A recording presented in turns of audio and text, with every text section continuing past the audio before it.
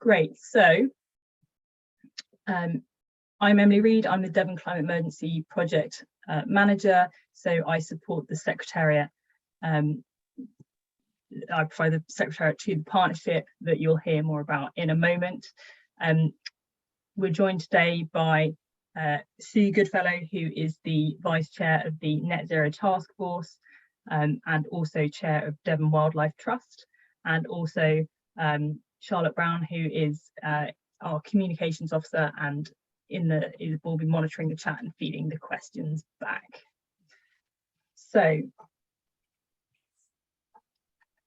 we're going to tell you today about how the plan was developed, what the Devon Carbon Plan covers, how we're going to be overseeing the delivery of the plan, how you yourself can view the plan, and how we feel that people might make best use of it, and what we've done so far to date, because a lot has already happened.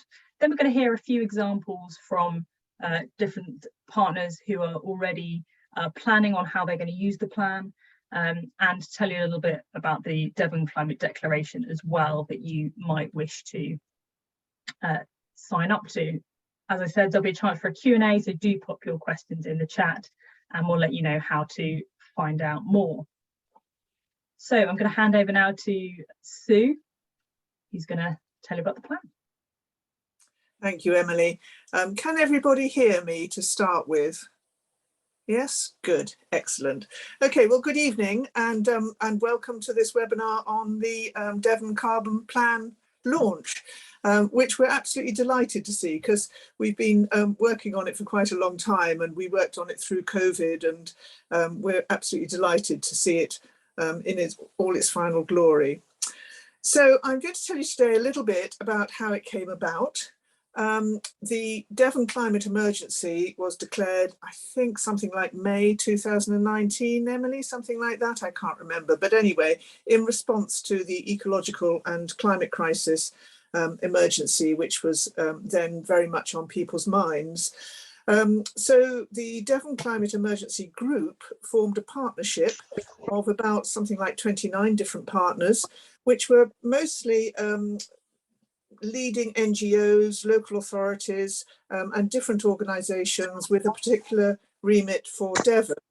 But you can see that there's also in there the NFU and the NHS, so obviously some national organisations as well.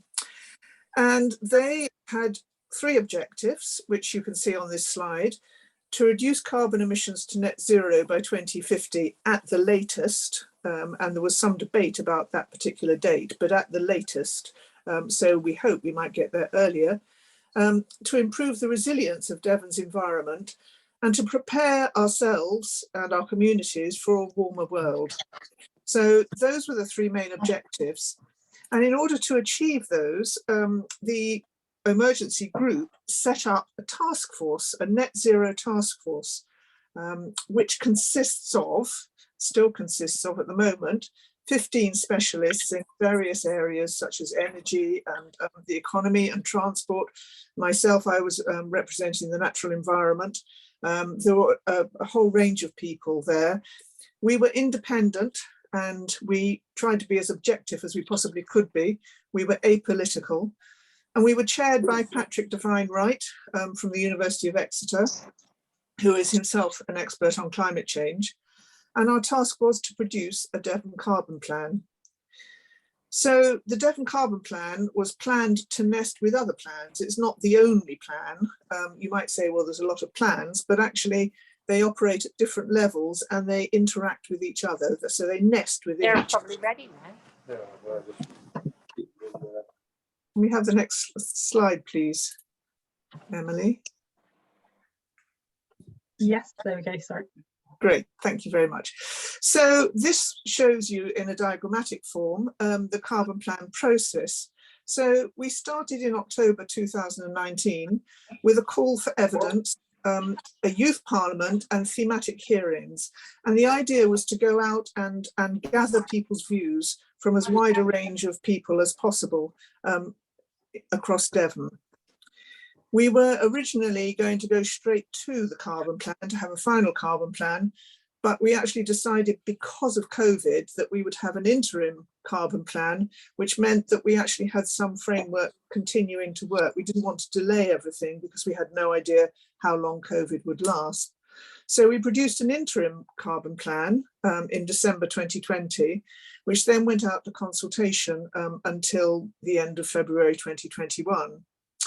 But at the same time, or shortly afterwards, we held a climate assembly, which actually addressed some of the more challenging issues in the interim carbon plan, with a selection of people who represented the population of Devon. So they were selected randomly and then whittled down to 70 people who actually took part in addressing three main issues, which I will outline in a minute. That outcome was then fed back into the interim carbon plan, and consultation went out again. And finally, we've got the Devon Carbon Plan. So we have actually taken quite a long time, but things have been going on whilst we've been doing it. And we've been very keen to keep the activities going and not to just do nothing until we've produced a plan.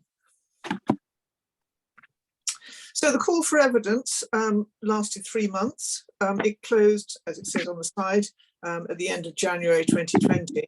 And we had 859 submissions, which is actually quite a lot. We then had some thematic hearings. So we gathered groups of people across the county who had particular expertise or interest in one particular area around the 5 main themes of our plan. So that was food, land and sea, the built environment, mobility, energy and waste, and what's the other one? We've got a fifth one, haven't we? We've got food, land and sea, built environment, economy isn't up there, but we did have economy there as well. And then at the end of that, we had a summary hearing, which looked at some cross-cutting themes. So like spatial planning, behaviour change, procurement and industrial strategy. And the key findings of the thematic hearings you can find online on our webpage.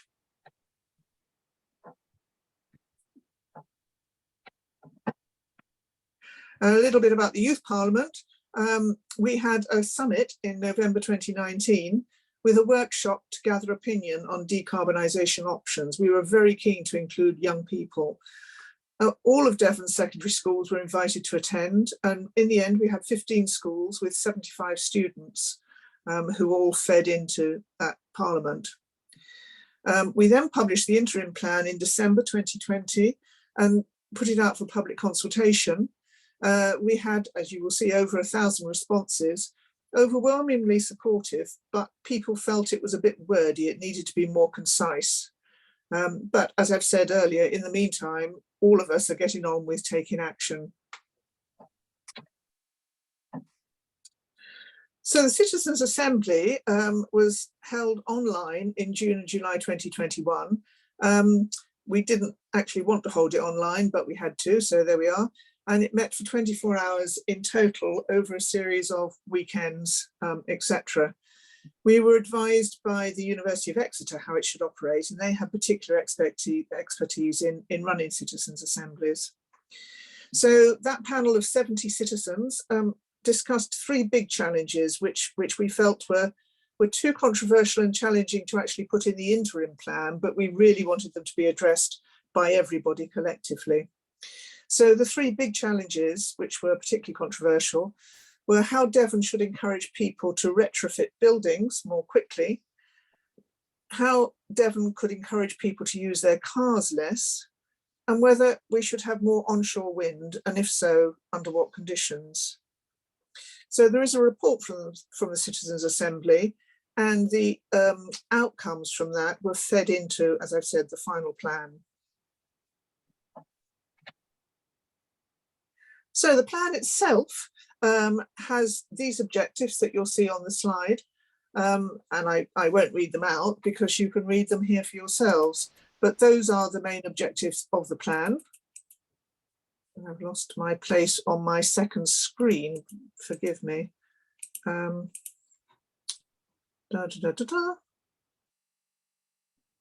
Yes, okay, can we have the next one please, Emily? And in order to achieve those objectives, we identified these cross-cutting themes.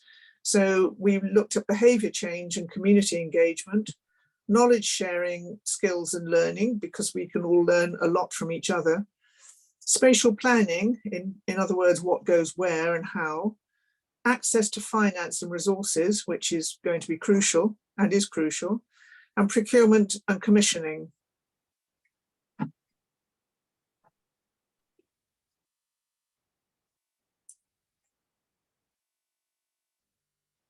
So looking at our 5 themes in detail, this is the one that was missing from the first slide, I'm afraid. So for economy and resources, we had 4 main objectives: to avoid waste and create a circular economy, to use the purchasing power of Devon's organisations, for example, schools, hospitals, the military, prisons, whatever, to reduce emissions from unavoidable biodegradable waste and wastewater treatment, and to support communities and businesses to transition to net zero. On the energy theme, we thought we needed to use less energy. And when I say we, I mean everybody who actually responded to the plan. So that's all the people that I've talked about, the Youth Parliament, the Citizen Assembly, etc. It's not necessarily just the task force itself. We thought we should increase flexibility and storage of energy. We should transition to renewables, and we should develop carbon capture and storage. Turning to the built environment, we thought we should retrofit existing houses, and we should retrofit existing commercial and industrial premises, and that new buildings need to be net zero as soon as possible to minimise energy use by amenity lighting. Transport, obviously linked to energy, reduce the need to travel, shift to sustainable transport options, and use technology to reduce emissions from vehicles. Food, land and sea, to develop demand for nutritious and sustainably produced food, to reduce greenhouse gas emissions and improve carbon storage from farming, and to maximise carbon storage in the environment. So that comes to the end of a very brief description of what the plan actually is, what's in it. But how are we actually going to make sure that it works as best it can? Well, we're setting up a new project governance, or governance for the new plan, if you like. And this outlines very briefly what it will be. So you can see that the people of Devon are really central to it. We will have a Devon Climate Change Forum, which we will be inviting expressions of interest for in the very near future. I think Emily said in October. So if anybody on this call, or if you know anybody who is particularly interested in becoming part of a forum that will actually scrutinise the plan and monitor it in the future, do please keep your eyes on our webpage in October, because we will be putting out a call, as I say, for expressions of interest. We will have a project group for each of the 5 themes, and we will report to the Devon Climate Emergency Response Group with interaction between all of those. So that's one of the main ways in which we are actually going to make sure that the plan does get implemented. So how can you actually see the plan? Well, obviously on the web page. Because of the comments that we had back about it being quite dense, we've actually decided that we would have 3 different levels, if you like, so that people can go in and just have a very quick read if they want to just get a very quick feel for the plan and what it says. And so the quick read is, as it says here, an ideal starting point for anybody who wants an overview of the plan. And it lists actions that individuals, communities, organisations, etc. can take to help implement the plan. If you want to read a little bit more, there is a summary plan. Oh, sorry, this is an example of the quick read for one of the themes, the built environment. So it just has very quick bullet points which people can pick up, and then you can click on various links to go into more detail if you want to. There is also a summary version, which is shorter than the full document and provides details about key parts of the plan. And then if you want to, you can go into the full carbon plan, which has got all the background information and the research and the detail regarding how we can actually become net zero across the 5 intersecting themes.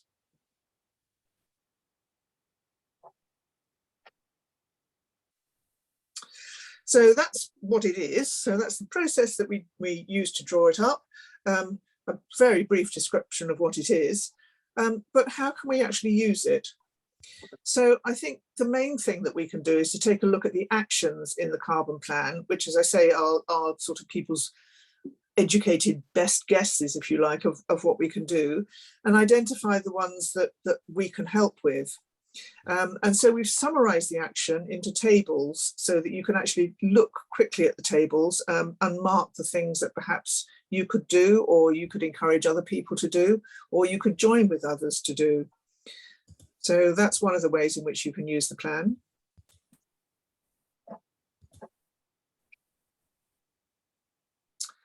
And as an example of that, some highlights here are outlined of things that people have been doing whilst the plan has actually been being put together.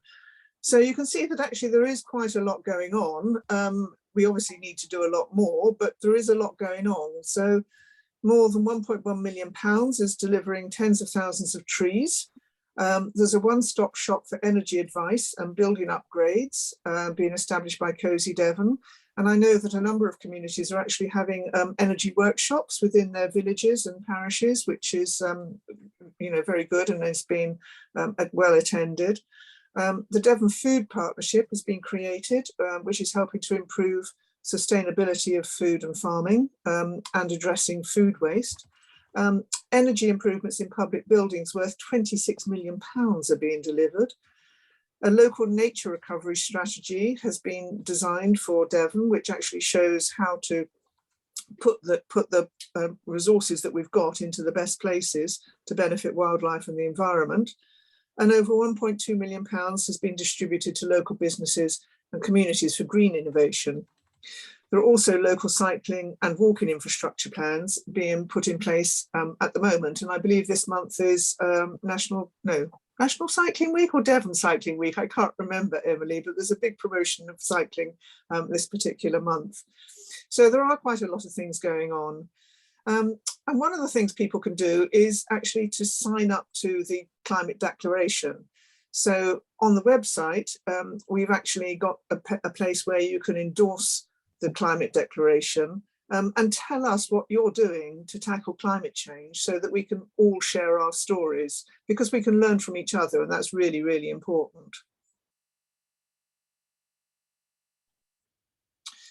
So using the plan, we've got some case studies here of what people have been doing using the plan. And I think I've actually come to the end of my description of the plan and what it is and how we can use it. And now we're actually going to look and see what's going on. Great, thank you so much, Sue. I think first up we've got Jackie. So is Jackie Warren there from Torbay? I am. Hi everybody. So I think Emily's got a few slides I was just going to share with you, but thanks for inviting us. And yes, here in Torbay, we are part of the Devon Climate Emergency Partnership, and we have clearly signed up to the declaration, as Sue was just talking about. But we also plan now to kind of take all these great actions and turn them into actions at a more local level as well and play our part. So just going to share a few slides with you as to how we plan to do that, how we plan to use the Devon Carbon Plan. So just a bit of history for those that you aren't familiar with Torbay and our climate commitments. We're committed to becoming carbon neutral by 2030. That's both the council and also Torbay area as a whole. We declared a climate emergency in 2019, like a lot of other partners here around the table today. And we quickly developed an initial action plan, kind of like a 10-point plan that showed some key actions that Torbay Council, with a number of different partners, would take over 2021 and 2022 to really accelerate action. And I can send some links to you if you're interested in reading that separately. We also developed a council plan because clearly councils have a role to play in tackling climate change, both from our our states, our fleets, but also the influence that we have over our areas. So we adopted in March this year our own council plan. And again, I won't go through that, but there's a lot of really great actions if people are interested in hearing about more, and I'll send the links out afterwards. So the point is Torbay's taking action, serious about taking climate action, and there is a lot of things that we are doing, from large solar farms that we're working with our partners like South West Water and our hospital on. We're rolling out with the rest of Devon lots of retrofit programs to support our homes that are in fuel poverty. We're hopefully from December this year going to have some electric vehicle charging points across Torbay and so on and so forth. So there's a lot of things going on. Emily, if you can, the next slide. The other thing I just wanted to mention before I talk about how we're looking at the Devon Carbon Plan is that we're really keen that we want to play our part. We have established a Torbay climate partnership, and that partnership is overseeing how Torbay as a whole will take action. So we are developing our own carbon neutral Torbay action plan this year. And as part of that, we've been talking to our communities through our climate conversations. So we wanted to understand what's important for Torbay to address when we're thinking about climate change. And our plan is to draft a plan for 2023, early in 2023. So how does that fit with the Devon Carbon Plan? Oh, sorry, Emily. Yeah. That's okay. That's my bad. Yeah. So how does it fit? Well, we are taking all of the actions from the Devon Plan, which is great. It's a really comprehensive set of actions. There are clearly some actions that fit more naturally at a local authority level. So we are taking those actions and we're going to feed those into our plans. Of course, there are a lot of actions that our communities and our businesses have said they want. There's obviously a lot of actions that have come from the Devon Carbon Plan. So we're now prioritizing those, looking at how we can make them, how we can actually deliver them. Can we find funding? Can we find partners, etc.? And what we'll do is we'll take those and embed them into that Torbay-wide action plan. We'll also add a bit of science and some gap analysis. Your plan is really comprehensive, so there are some gaps that we haven't yet included in our plan. So trying to really take what we want locally and also what Devon needs us to deliver, and playing our part really in that. So it's still early days, we haven't finished that process, but hopefully you can see how it works from a kind of a regional level down to that local level, and how Torbay will play its part. Great, thank you. So as Jackie says, we've been working really closely together over the last couple of years with Jackie and other local authorities in the partnership. So yeah, there's a lot that we can learn supporting each other through the process. So as our second case study, we're now going to hear from the Vice Chair of Ditcham Parish Council. He's also a coordinator of Sustainable Ditcham and a new group mentor at Sustainable South Hams. So I'm hoping we've got Sunay Nightingale there. Hello, can you hear me? Yes, we can. Thank you. Oh, amazing. Good. Hello, everyone. And isn't it exciting to finally have this final plan here in front of us? It's great. So yeah, I'm a councillor on Ditcham Parish Council, and we're going to use the Devon Carbon Plan to make our own plan, essentially. So Emily kindly provided it as a spreadsheet, which is really handy. So our climate and nature working group have gone through the plan, and we've just put little tick boxes to pull out the key items that we think might apply to us locally, or where we can help to deliver on some of the action points in the plan. We've taken the South Hams action plan as well, and alongside that, and are doing something similar to it. And then the working group will sit down and we'll formulate our own plan, which hopefully will output something on one side of A4, something like that, something nice and simple, so that it actually stands a chance of getting done. Because if we pull out just I don't know, 3 to 10 things that we can do. That's 3 to 10 things more than we were doing already. We've also got the South Hams Sustainable South Hams Assembly happening on October the 8th. And we've got a specialist group for parish councils forming at that event. So I'll be sharing the same approach with, well, hopefully eventually all of the parish councils and town councils in the South Ham. So try and replicate that sort of approach. Yeah, it's pretty simple really, but it makes it really easy when you give us a spreadsheet. So thank you. That's fantastic to hear. Really, really inspiring, and we can't wait to hear how you get on and which actions you feel you can contribute to first. And we look forward to seeing you at the Sustainable South Hams event as well. Thank you. So we should also have Christopher Woodfield, the Knowledge Exchange Officer from the Sustainability Hub Low Carbon Devon, which is based at the University of Plymouth. So that's a project supporting Devon enterprises to shift to a low carbon economy. So are you there, Chris? Yep, I'm here. Great. Cool. Yeah, thanks, Emily. And yeah, hello, everyone. As Emily said, my name's Chris. Excited to be here. I work at the University of Plymouth, based in the Sustainability Hub. You might be able to see a little bit behind me. We've got a beautiful green and living wall. So do come and visit us if you would like. So as Emily said, I work on the Low Carbon Devon project. It's based in the Sustainable Earth Institute here at the University of Plymouth. And we're focused on sort of empowering, supporting and enabling sort of local businesses and enterprises to take action. And we've been collaborating, chatting, discussing, working with Emily in the Devon Carbon Plan team for the last couple of years. And we're sort of really utilizing the plan to frame our work and using it as a sort of collaboration tool. So we've plotted our sort of climate and net zero action work here at the University of Plymouth around the Devon Carbon Plan themes. So we've used it as a sort of a framework to ensure that we're all working on the same page, because climate change can be really confusing, and we quite like the framing of the 5 key areas. So we've plotted our work at the university against those key areas is one way in which we're utilizing the plan. And I can share a quick link in the chat in a second to highlight that. But we're also keen to explore how more we can use the Devon Carbon Plan and collaborate further.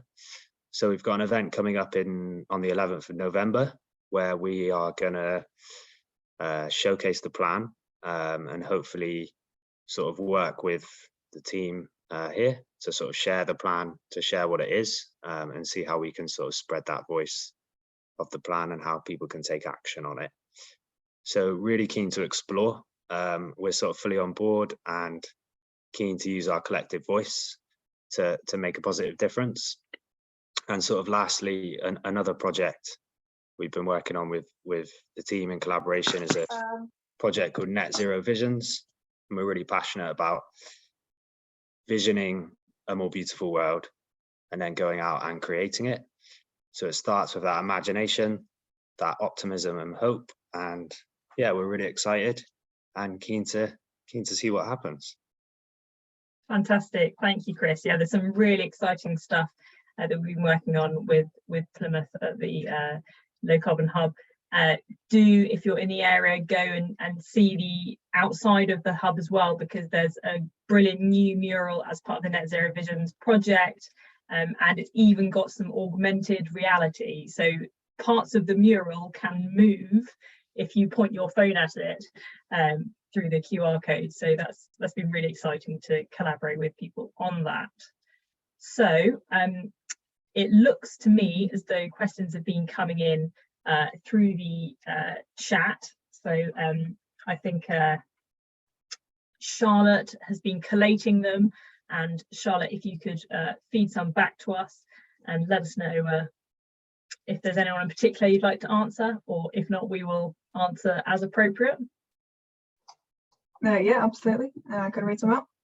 So one of the first questions we've got is if Devon County Council, for example, make decisions that run counter to the plan and work against delivering net zero. So for example, by delaying initiatives that would help move to low carbon travel, how can they be held to account? That is a great question. I will endeavour to answer that, and then I believe Doug Elton's in the room as well, so he can always add to that. So obviously Devon County Council is a democratic institution, so there are various scrutiny bodies within the council that will look at those decisions, but climate change is one of the strategic objectives in the council's plan, so it is really recognised as at the core of what the council is trying to do, and so that will be taken into account during the decision-making process, and also depending on the particular scheme, they're normally subjected to a form of impact assessment that will also consider the implications for the carbon emissions, and also the council's own objectives, which is to achieve net zero by 2030 for the council's own operations. Doug, is there anything else you would like to add to that? Evening, everybody. Yeah, no, you've answered that well, Emily. Yeah, so just for like any other political commitment, the elected members are there to communicate with and to raise your concerns with. So, you know, as members of the public, we can all help scrutinise what local authorities are doing.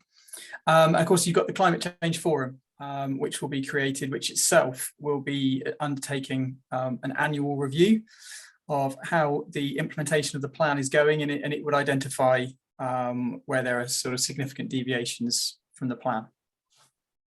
Great, thank you, Doug. Charlotte, any other questions? Yep, got a few more. So do we have a roadmap of planned greenhouse gas emissions or our expected trajectory to reach zero in 2050? Will there be an independent audit of greenhouse gas emissions in Devon on an annual basis? And if not, how will we know the plan is working? Yeah, really good question. So if you go to the full plan and you read the introductory chapters, it does set out that information, including there's a graph of the carbon budgets. So you can, the carbon budgets themselves are over multiple year periods, and it steps down. That's because there are various reasons why 1 year you might get higher emissions than the preceding year. For example, if you get a particularly cold winter, then people might use heating more, and that might increase energy use in that particular year. So that's why the carbon budgets are for the emissions that can be released during a set period of years, and that steps down. So we've worked with the University of Exeter to develop these carbon budgets, and they apportion the national figures from the Committee on Climate Change for the geography of Devon. So we will be monitoring against that, and we do also work with the University of Exeter to produce our carbon footprint on an annual basis. We're already doing that. So if you go to the resources section of the website along the top, and then go into studies and data, you can have a look at that. You can see it as a simplified pie chart, but also download the full spreadsheet where you can see scopes 1, 2, and 3. So we'll be monitoring that very closely, but we've also got a series of indicators that chapter 12 of the plan outlines as well. So things like how many community groups are we aware of working on net zero to help us see the enabling factors and how they're developing. Any other questions, Charlotte? Yeah, so considering transport is the largest single emitting sector in Devon, why is it a subset of built environment? Transport's not a subset of the built environment. It might have appeared from some slides potentially that it is, but transport is considered as a chapter in its own right in the plan. So as you say, it's a really significant source of emissions, and it's I think it's actually maybe one of the chapters with the most actions. There are a lot of actions around transport in the plan because it is one of our most significant challenges. How will the plan affect planning decisions? For example, the building of a new gas turbine power station at Liverton Business Park next month. So again, depending on who's taking the planning decision, often many of the planning decisions are taken at district level. And as you've heard from Jackie at Torbay, which is a unitary authority, most of the local authorities do now have their own plans, and so councillors will no doubt be taking that into consideration as part of the planning decision. Of course, there is the difficulty that local authorities are always aware that planning decisions could be overturned by the National Inspector, and so they might be aware of that, but we're in constant dialogue with national government about how planning needs to support our local commitments. We've also had some good discussion about community energy networks. So Devon has more community energy networks than every other county in England, which is a great resource to draw on. Community owned heat, cooling and power networks are a way to decarbonise more efficiently, and the financial benefit flows back into Devon instead of leaking out.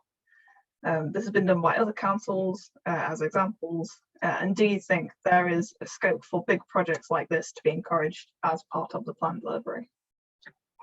Definitely. Would Jackie or Sune like to say anything about that? Because I know that you're, or any of the others want to come in on that, because there's lots of good things happening, lots of good discussions happening locally.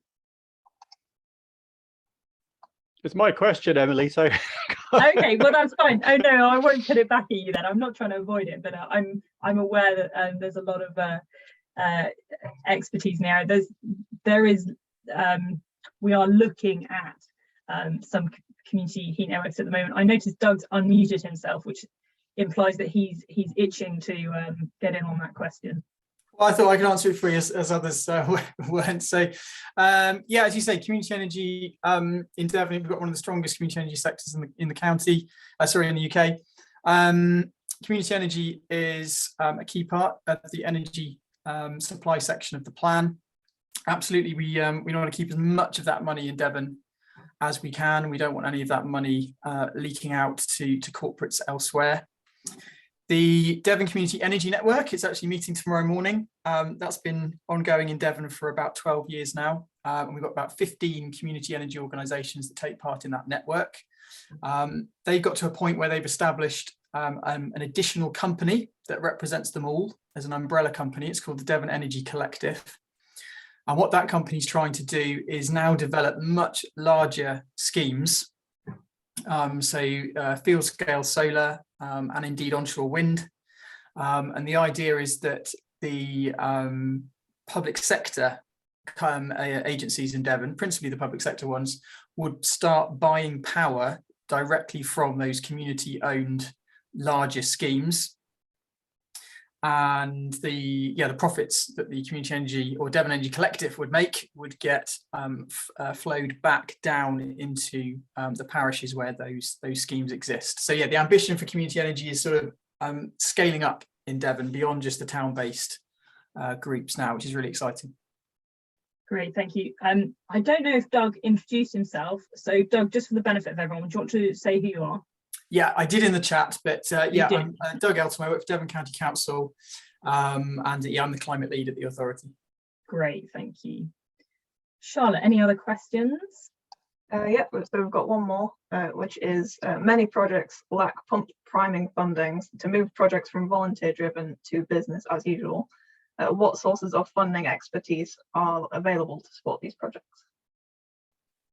Yeah, it's a good question. So we're really clear in the Devon Carbon Plan that a lot of funding and resource still needs to be found for many of these projects, and we try to explore that in the economy and resources and cross-cutting themes chapters. So there are a number of more innovative finance methods that we outline, such as crowdfunding, potentially the use of local authorities issuing municipal bonds, as well as more traditional routes of finance. And we also flag up the need potentially for a regional bank to help fund these local projects through local deposits of money into that bank.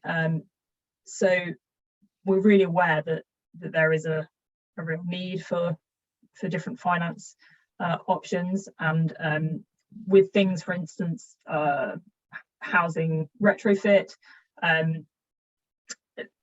One of the things that the Energy Advice Service will be doing is to signpost people to the finance options available to them, whether that be government support for low-income houses or green mortgages for the able to pay market, which are still something that's sort of developing. And then for other sectors, there's other finance options that are discussed in the plan. So for instance, in the Food, Land and Sea chapter, we talk about the role of carbon credit markets and the sale of biodiversity net gain.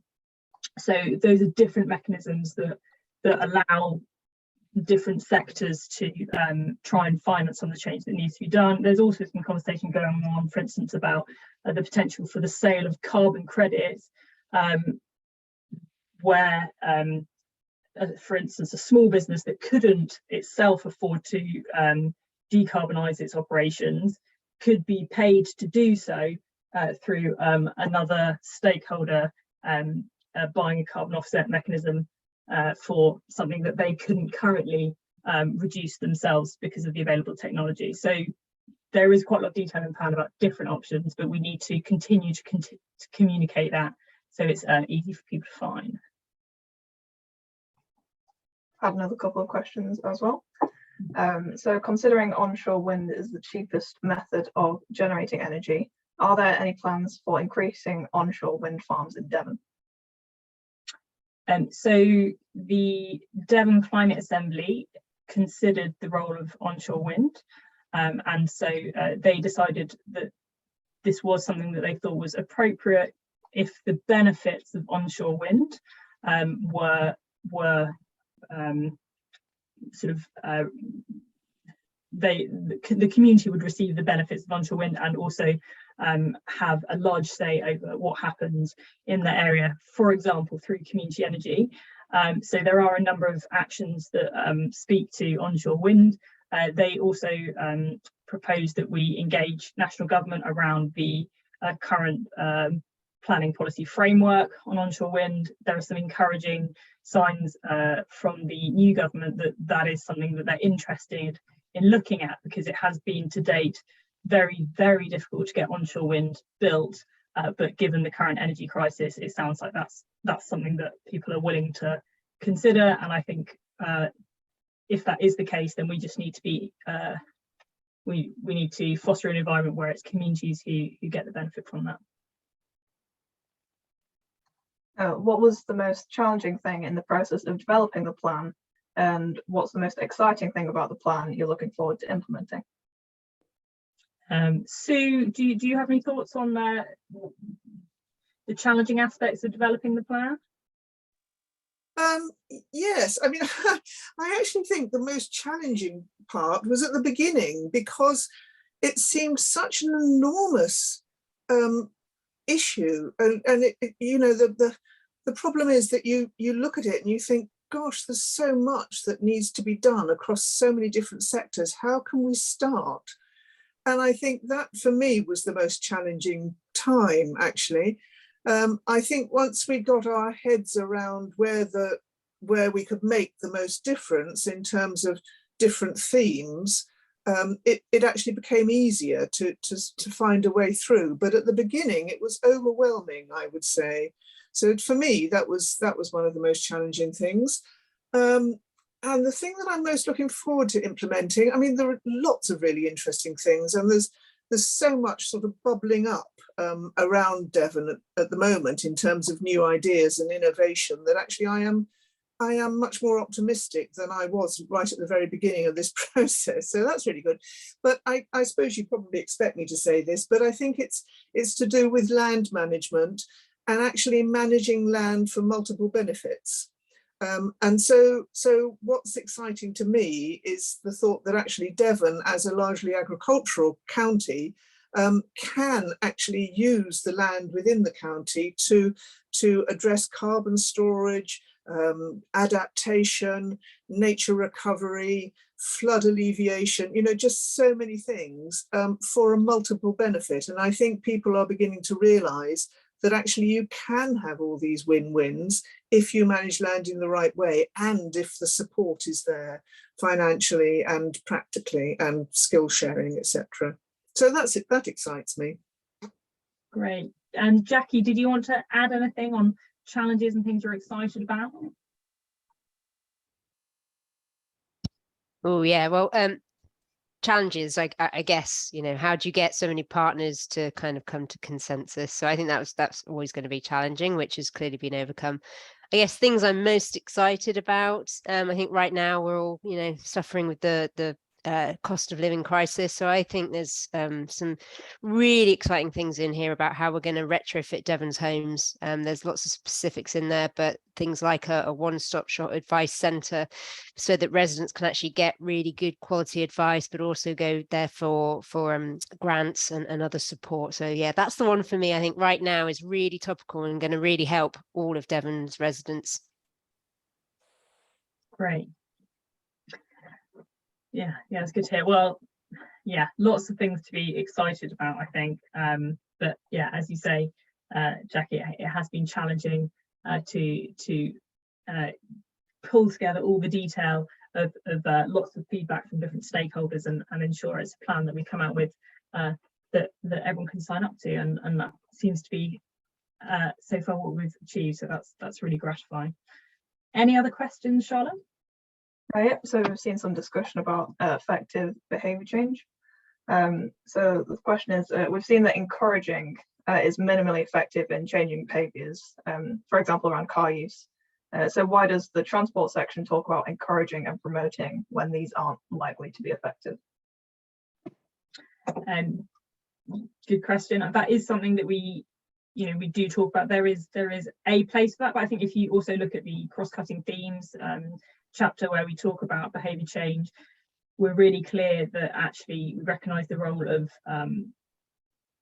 the wider infrastructural change that needs to happen to facilitate behaviour change. So I think the example that we use in the cross-cutting themes chapter is, the decision of, are you going to cycle to work or not? Well, that's probably influenced by whether you have a cycle route near your house, how far you live from the places you need to go to, which is why spatial planning was highlighted as one of the things that was a cross-cutting theme, and then those finer behaviour change points of do you have a bike helmet hanging up by your door? Is your bike behind the lawnmower and various other things in the shed, or is it easy to access? So I think there's a place for encouraging and promoting, but we're really clear throughout the plan and have a lot of actions around those big infrastructural changes that need to happen and structural changes such as spatial planning. Another question, how will we inspire and engage all 775,000 people in Devon to make a meaningful and measurable change? Engagement is incredibly tricky. Chris, do you have anything that you'd like to say about that based on your experience at Low Carbon Devon?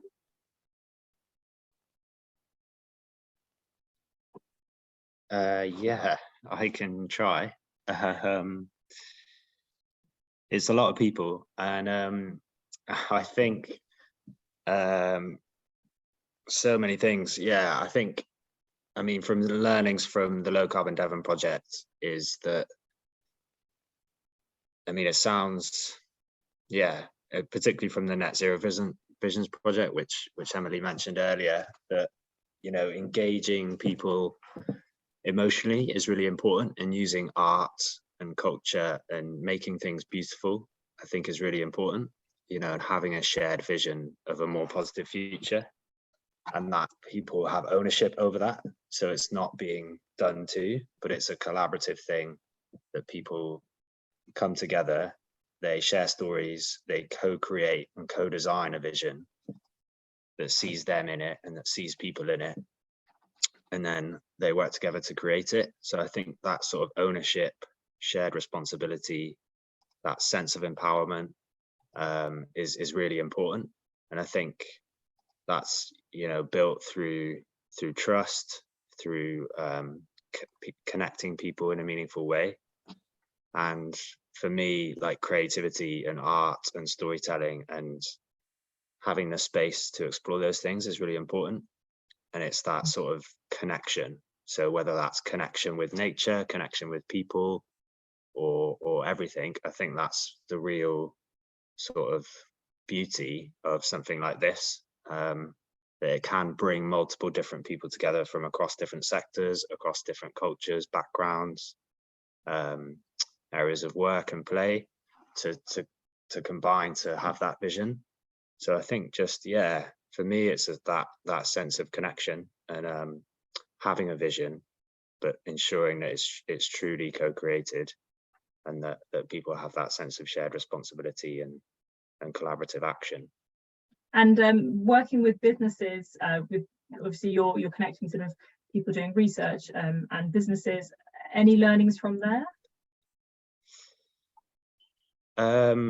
Yeah, I think just being clear about, particularly working with businesses, it's about being clear about what net zero really means and what the terminology means, I think, is one thing.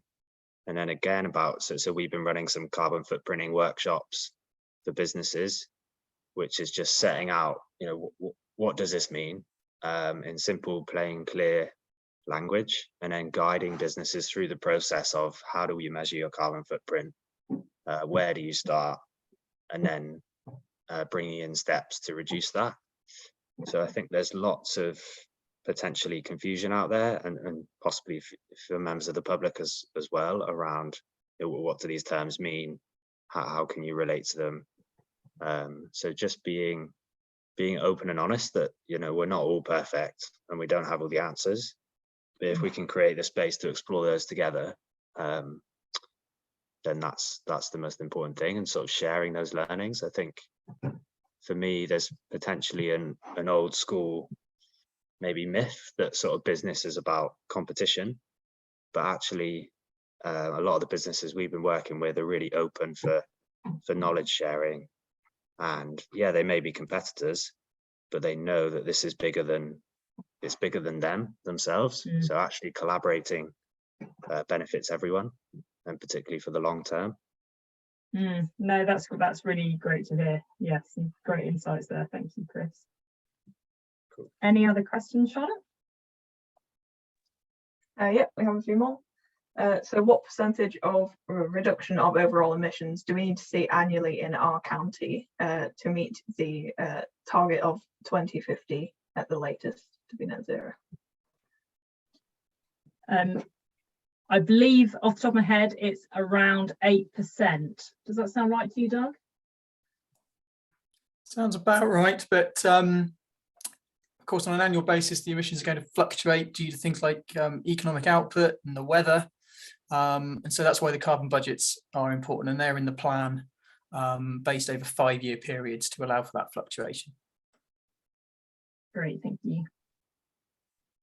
Are there any plans to support people who may choose to live in low impact dwellings in self-created common valued communities rather than carbon neutral brand new housing? Yeah, another great question. So we do have an action that is around One Planet Living. So it's learning from some of the planning policy in Wales, and so talking about that idea of the fact that planning should facilitate people who perhaps want and need to live on the land because part of their income and livelihood is derived from the land. There's some other actions as well, for instance, talking about the role of planning in trying to identify sites for horticulture near settlements. So there are a few actions that relate to that theme. Mhm. I understand there were many hundreds of responses to the consultation. What were the main changes to the interim plan as a result of that consultation? Good question. I would say the overarching one was it's a lot more concise and shorter, because one of the recurrent themes was that it was too long and it needed to be more concise. Other than that, I mean, there were quite a few there were quite a few minor changes. On the whole, the responses were overarchingly supportive. So it wasn't so much that people were saying, no, that action shouldn't be in there, this should be in there. It was more sort of some tweaking of a lot of the content that was in there already. That's all the questions I've had so far, unless there's any more want to comment. Okay, great. Well, hopefully you know how to contact us through the website and social media, and you've seen our faces, you know our names, so do feel free to get in touch.